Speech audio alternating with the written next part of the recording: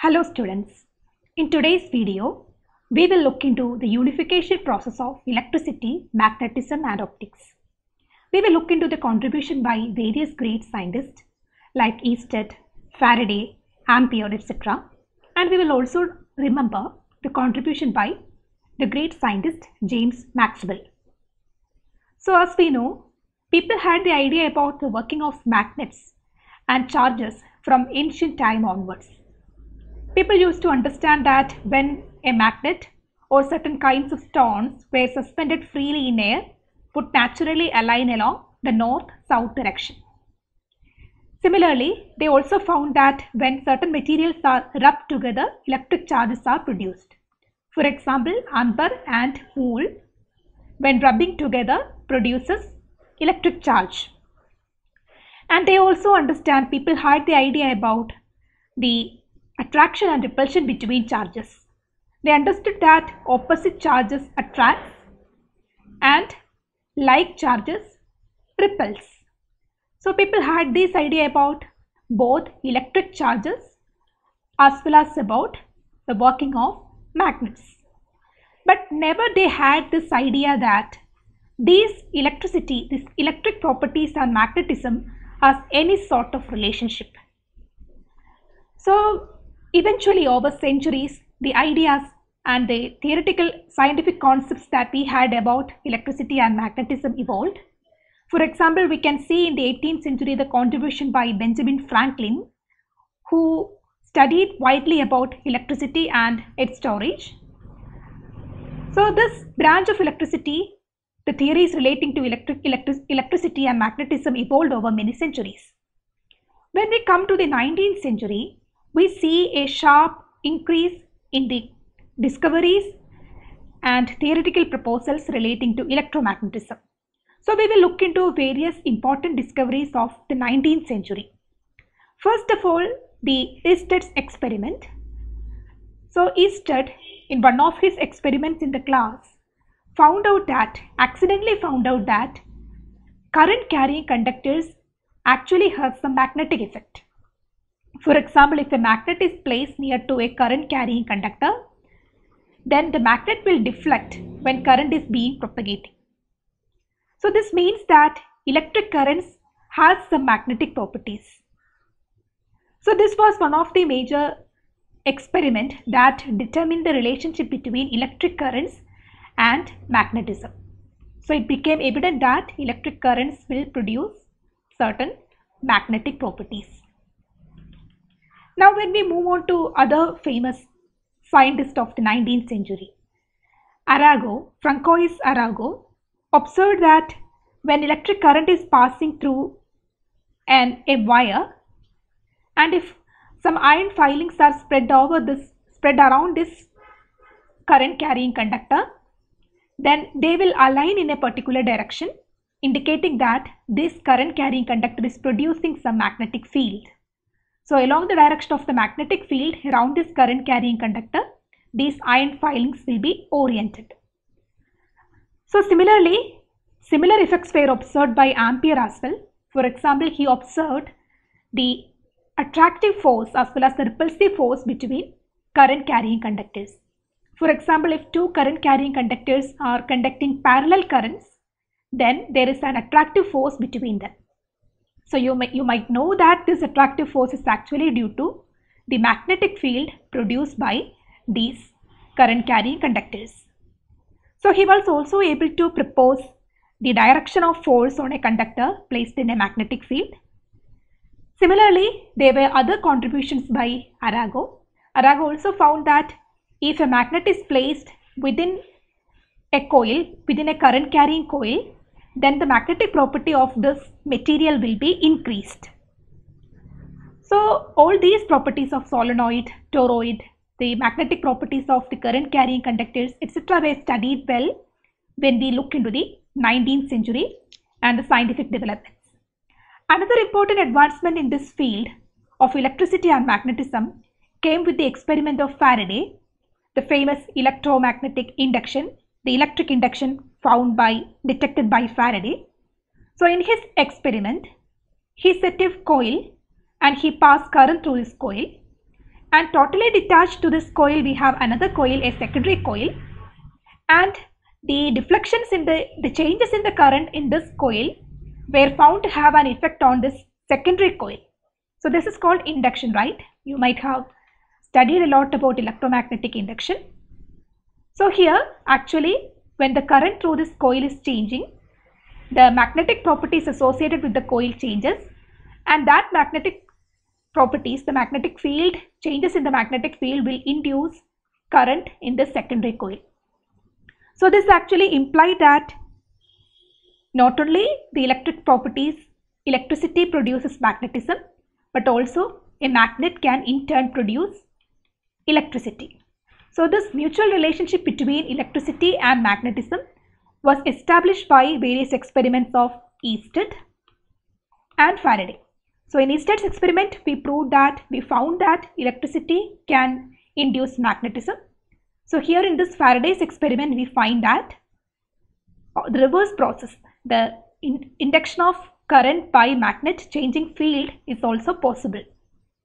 So the mutual relationship between electricity and magnetism was getting much wide attention in the 19th century. Various laws were being developed regarding the changes in currents, fields and charges, and various equations relating electric field and magnetic field in the 19th century. So when we look into the electric generator, we can see the induction process, electromagnetic induction process, is made useful in an electric generator. So with the coming of Faraday's effect and the various studies proposed by him, the first electric generator was made using this property of mutual relationship between electricity and magnetism. Now, when we come to the end of the 19th century, the major contribution that we see is from Maxwell with regard to this electromagnetism. So he was born in 1831 in Scotland, and he had contributed to a variety of field in physics. In the field of electromagnetism, he synthesized the theories of electricity and magnetism into a coherent, unified theory of electromagnetism. So there is a set of 4 equations called Maxwell's equation.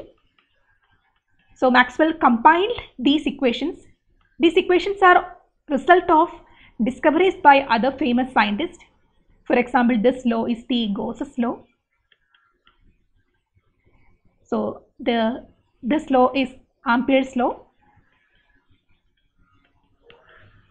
The third law is the Faraday's law of induction, and so on. But Maxwell was the one who formulated all these equations into the basic theory of electromagnetism. He studied widely upon these equations. Mathematically, he was able to formulate the wave equation based on the 4 Maxwell's equations. So you can see here, Maxwell was able to obtain 2 equations from the set of 4 equations. And the relevance of these wave equations is that these wave equations could describe electric and magnetic waves traveling in the x direction or in any other direction. So from the theories proposed by Maxwell, it was becoming evident that the electric field and magnetic field can actually propagate like a wave through space. It is not just that certain electric properties and magnetic properties are in existence. These electric fields and magnetic fields that are related to charges and magnets can also actually propagate like a wave through space. Now we know about electromagnetic waves. In the time when there was no idea about these kinds of properties, these kinds of electromagnetic waves, Maxwell was able to predict that an electromagnetic wave could exist from these basic equations. Now, in 1886, Hertz, another scientist, verified the existence of electromagnetic waves. The theoretical proposal was already made by Maxwell, and the experimental verification of the existence of electromagnetic waves was made by a simple experiment that was done by Hertz. So he was able to produce electromagnetic waves by a setup and was able to detect this electromagnetic wave with the use of a small antenna. So the basic theories proposed by Maxwell was already getting proved by the end of the 19th century. And another important forward that we see in this area is that the field of optics that was totally remaining unrelated to the electricity and magnetism got unified with this field of electromagnetism.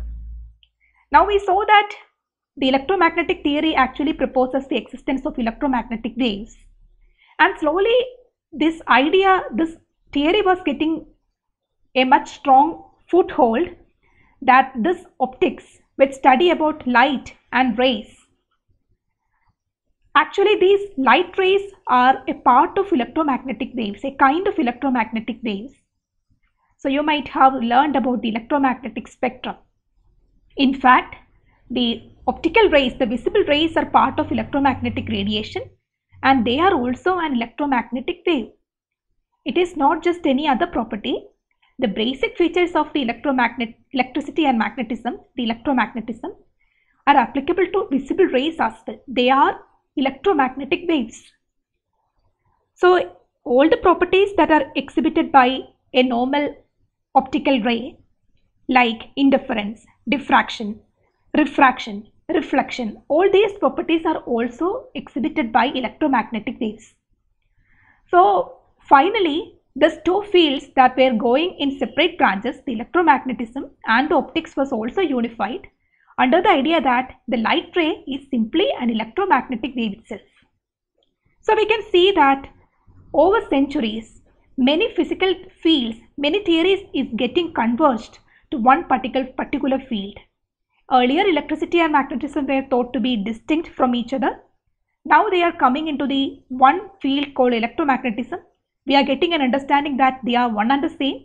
They are mutually dependent and they can make each other. Electric field can make magnetic field by changes, and changing magnetic field can create electric field.